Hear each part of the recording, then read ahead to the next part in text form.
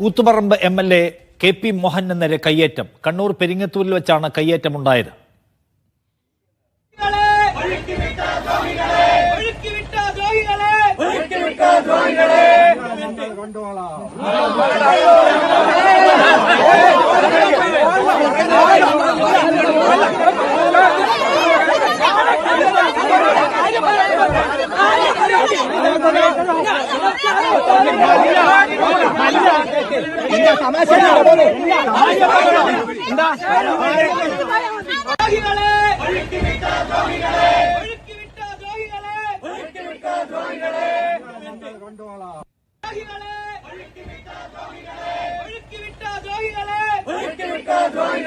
ബിജീഷ് ഗോവിന്ദൻ കൂടുതൽ വിവരങ്ങളായി. ബിജീഷ്, എന്താണ് സംഭവിച്ചത് അവിടെ?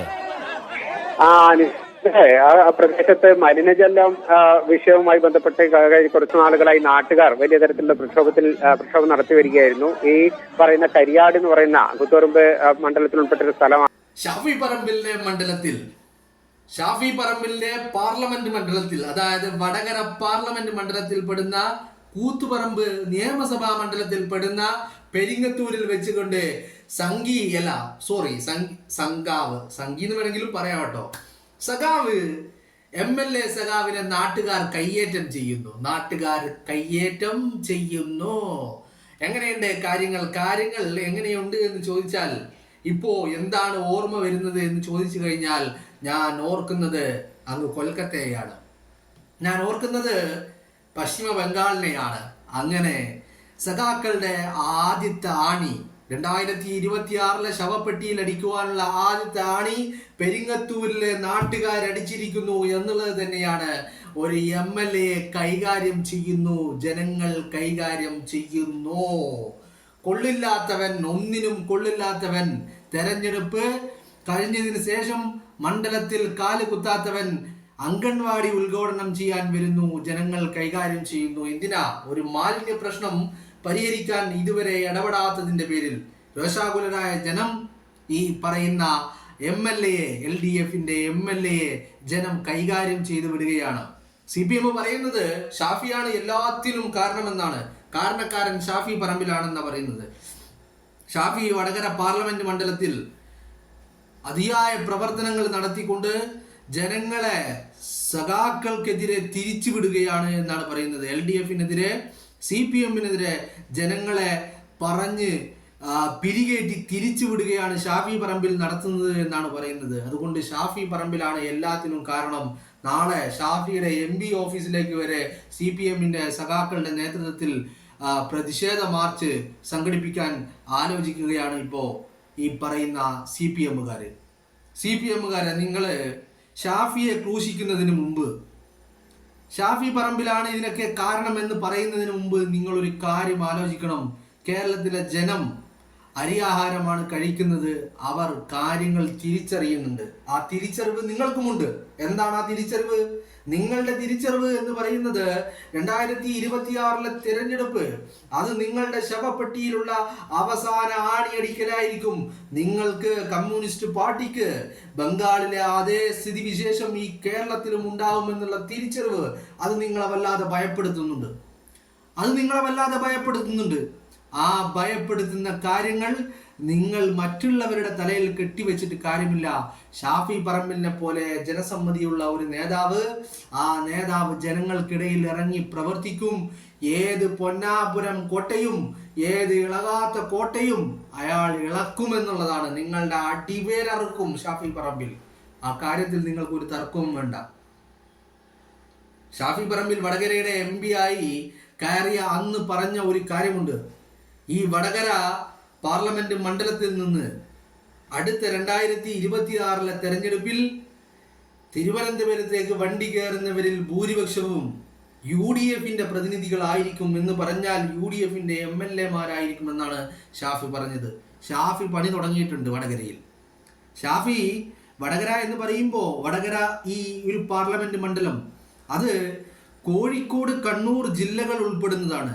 ആ ഉൾപ്പെടുന്ന ഈ കൂത്തുപറമ്പ് മണ്ഡലം പോലും ഈ വടകര പാർലമെന്റ് മണ്ഡലത്തിൽ പെടുന്നതാണ്.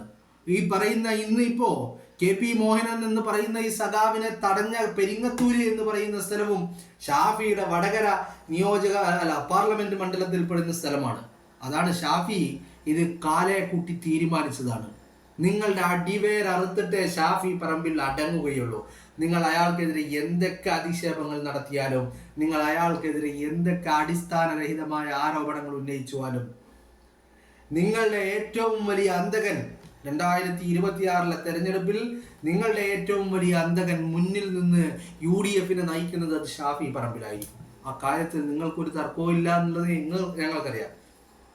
നിങ്ങൾക്ക് കാര്യങ്ങൾ വ്യക്തമാണ്. നിങ്ങൾ പല കളികളും കളിച്ചു നോക്കുന്നുണ്ട്. അതിനിടയിൽ നിങ്ങൾ കളിക്കുക, കേരളത്തിലെ ജനങ്ങളെ പൊട്ടന്മാരാക്കാൻ കഴിയില്ല എന്നുള്ള കാര്യം നിങ്ങൾ ഓർക്കുക. അതിനപ്പുറത്തേക്ക് ചിലതൊക്കെ നിങ്ങൾ ഓർക്കുന്നത് നല്ലതാണ്. എന്താണ് ആ ചിലതൊക്കെ എന്ന് പറഞ്ഞു കഴിഞ്ഞാൽ, അതൊക്കെ എന്ന് പറയുന്നത് നിങ്ങളുടെ മുന്നിൽ നിങ്ങളുടെ ഈ പറയുന്ന തീപ്പൊരി അത് ഇന്ത്യയിൽ എവിടെയെങ്കിലും ഉണ്ടെങ്കിൽ അത് ഇങ്ങ് കേരളത്തിൽ മാത്രമാണ്. ബംഗാൾ നിങ്ങൾ എത്ര വർഷമാണ് നിങ്ങൾ അടക്കി ഭരിച്ചത്? നിങ്ങളുടെ ഏകാധിപത്യ ഭരണം ബംഗാളിൽ നിങ്ങൾ വർഷങ്ങൾ, പതിറ്റാണ്ടുകൾ എന്ന് തന്നെ പറയാലോ, പതിറ്റാണ്ടുകൾ തന്നെ നിങ്ങൾ അടക്കി ഭരിച്ച ബംഗാളിൽ ഇപ്പോഴത്തെ നിങ്ങളുടെ അവസ്ഥ എന്താ? ബംഗാളിലെ നിങ്ങൾ ബ്രാഞ്ച് സെക്രട്ടറിമാരും ലോക്കൽ കമ്മിറ്റി അംഗങ്ങളും ഏരിയ സെക്രട്ടറിയും ജില്ലാ സെക്രട്ടറിമാരും ഒക്കെ ഇന്ന് കേരളത്തിൽ വന്ന് തെങ്ങ് കയറുവാനും പൊറോട്ട അടിക്കുവാനും നടക്കുന്നത് നിങ്ങൾ കാണുന്നില്ലേ? ഇനി നിങ്ങൾ ഈ പറയുന്ന സഖാക്കൾ എല്ലാവരും കൂടി ബംഗാൾക്ക് വണ്ടി കയറേണ്ടി വരും. അവിടെ ചെന്നിട്ട് വല്ല തെങ്ങ് കയറാനോ അല്ലെങ്കിൽ വല്ല മരം മുറിക്കുവാനോ ഒക്കെ പോകേണ്ടി വരും. ആ ഒരു സിറ്റുവേഷനിലേക്കാണ് കാര്യങ്ങൾ പോകുന്നത്. നിങ്ങളുടെ നരനായാട്ട് അത് ഈ 2026 തെരഞ്ഞെടുപ്പോട് കൂടി അവസാനിക്കാൻ പോവുകയാണ്. അത് അവസാനിക്കാൻ പോവുകയാണ്. അതിനപ്പുറത്തേക്ക് മറ്റൊന്നുമില്ല. നിങ്ങൾ ഇനി എന്തൊക്കെ പടച്ചു വിട്ടാലും നിങ്ങൾക്ക് രക്ഷയുണ്ടാവില്ല. ആ കാര്യങ്ങളിൽ നിങ്ങൾ ഒരു തർക്കവും വേണ്ട. നിങ്ങൾ എന്തൊക്കെ PR വർക്ക് നടത്തി കഴിഞ്ഞാലും, എന്തൊക്കെ നിങ്ങൾ പടച്ചു വിട്ട് കഴിഞ്ഞാലും, നിങ്ങളുടെ ശവപ്പെട്ടിയിലെ സഖാക്കളുടെ ശവപ്പെട്ടിയിലെ ആണിയടിക്കേണ്ട ദിവസം എന്ന് പറയുന്നത് 2026 തെരഞ്ഞെടുപ്പിന്റെ ദിവസമാണ്. അത് കേരളത്തിലെ ജനങ്ങൾ കണ്ടറിയും. അതിൻ്റെ ഒരു സാമ്പിൾ വെടിക്കെട്ട് മാത്രമാണ് ഷാഫിയുടെ മണ്ഡലത്തിൽ ഇപ്പം നടന്നിരിക്കുന്നത്. ഷാഫി അവിടുത്തെ ജനങ്ങളെ വളരെ വ്യക്തമായി സ്വാധീനിക്കുന്നുണ്ട്. അവിടുത്തെ ജനങ്ങളുടെ കാര്യത്തിൽ വളരെ വ്യക്തമായി ഇടപെടുന്നുണ്ട് എന്നുള്ള കാര്യത്തിലൊന്നും ഒരു തർക്കവും വേണ്ട. ആ സ്വാധീനം തന്നെയാണ് ആ നാട്ടിൽ നിന്ന് വോട്ട് വാങ്ങി വിജയിച്ചു പോയ MLA പഞ്ഞിക്കിടുന്ന ഒരവസ്ഥയിലേക്ക് ആ നാട്ടുകാർ ഇറങ്ങി തിരിച്ചിട്ടുണ്ടെങ്കിൽ അതിൻ്റെയൊക്കെ വ്യക്തമായ സ്വാധീനം ഷാഫി പറമ്പിൽ ഉണ്ട് എന്നുള്ള കാര്യം തന്നെയാണ്. അതിൽ നിങ്ങൾക്ക് സംശയമൊന്നും വേണ്ട. ബട്ട് നിങ്ങൾ അയാളെ ഭയപ്പെട്ടു തുടങ്ങിയിരിക്കുന്നു. അതുകൊണ്ടാണല്ലോ നിങ്ങൾ ഇല്ലാ കഥകൾ പറഞ്ഞു നടക്കുന്നത്. ആ ഇല്ലാ കഥകൾ പറഞ്ഞു നടന്നിട്ട് നിങ്ങൾ എന്തൊക്കെ ഈ കേരളത്തിൻ്റെ രാഷ്ട്രീയ ഭൂപടത്തിൽ നേടിയെടുക്കാൻ കഴിയുമെന്നുള്ളത് നിങ്ങൾ ചിന്തിക്കുന്നുണ്ടാവും.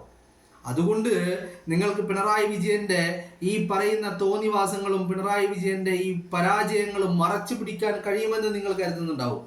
ബട്ട് അപ്പോഴും ജനത്തെ നിങ്ങൾ അണ്ടർ എസ്റ്റിമേറ്റ് ചെയ്യരുത് എന്നുള്ളതാണ്. അങ്ങനെ അണ്ടർ എസ്റ്റിമേറ്റ് ചെയ്യാൻ നിങ്ങൾക്ക് കഴിയില്ല. അങ്ങനെ ചെയ്തു കഴിഞ്ഞാൽ അതിൻ്റെ ഫലം അത് 2026 നിയമസഭാ തെരഞ്ഞെടുപ്പ് കഴിഞ്ഞ് ഫലം പുറത്തു വരുമ്പോൾ അന്ന് നിങ്ങൾക്ക് വളരെ വ്യക്തമായിട്ട് മനസ്സിലാവും കാര്യങ്ങൾ. ഒരു തർക്കവും വേണ്ട ആ കാര്യത്തിൽ, ഒരു തർക്കവും വേണ്ട. ഷാഫി പറമ്പിലിനെ പോലെയുള്ള യുവജന നേതാക്കൾ അവരുടെ എല്ലാവരുടെയും മണ്ഡലത്തിൽ വേണ്ട രീതിയിലുള്ള പ്രവർത്തനങ്ങൾ നടത്തുന്നുണ്ട്. നിങ്ങൾ സോഷ്യൽ മീഡിയകളിൽ കാണുന്നതൊന്നുമല്ല പ്രവർത്തനങ്ങൾ അതിനപ്പുറത്തേക്കാണ്.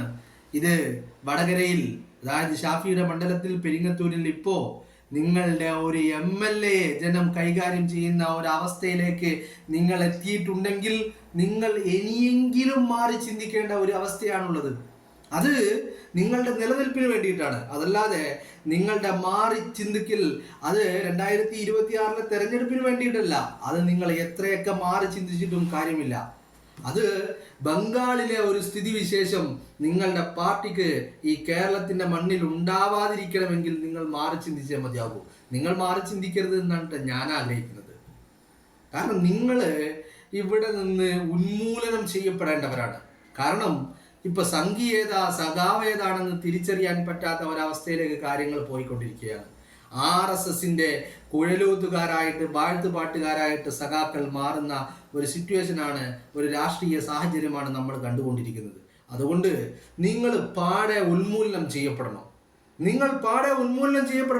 നിങ്ങൾ ഉണ്ടാവരുത് എന്ന് ഞാൻ ആഗ്രഹിക്കുന്നുണ്ട്. നിങ്ങൾ മാറി ചിന്തിക്കരുത് എന്ന് ഞാൻ ആഗ്രഹിക്കുന്നുണ്ട്. അക്കാര്യത്തിൽ എനിക്ക് യാതൊരുവിധ സംശയവുമില്ല, അല്ലെങ്കിൽ രണ്ടാമതും ചിന്തിക്കേണ്ട ഒരു അവസ്ഥയും എനിക്കില്ല. എന്താണെങ്കിലും ഷാഫി പണി തുടങ്ങിയിട്ടുണ്ട്. ഇത് നിങ്ങളുടെ അന്ത്യം കണ്ടിട്ടേ അടങ്ങുകയുള്ളൂ.